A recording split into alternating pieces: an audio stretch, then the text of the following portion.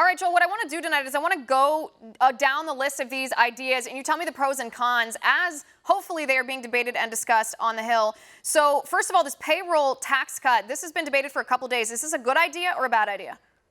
Look, the payroll tax cut, I'm sure the intentions are great, but that will have little, if no impact on our economic growth and will really do nothing to stave off the problems related to the coronavirus. And that's because we've got a demand problem where people are afraid to leave their homes or they can't leave their homes to shop, whether or not the fear is rational or not.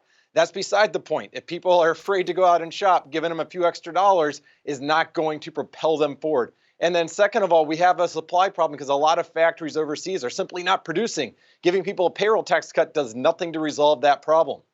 And people would have to be getting paychecks in order to see that as well. And with the talk of some companies requiring workers to stay home, that's in question as well. Interesting. All right, the second one is relief for hourly workers in some industries, which plays on what I just said. If there are mass closures in certain industries, is government providing relief to hourly workers who otherwise would not receive paychecks during time off? Is that a good idea or a bad idea?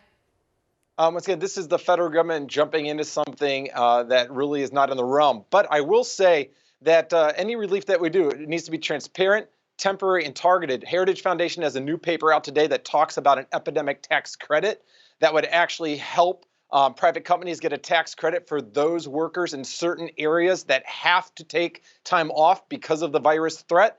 That is a possible solution to this problem. All right, and what about this possible idea of delaying the April 15th tax deadline? Is that a good idea or a bad idea?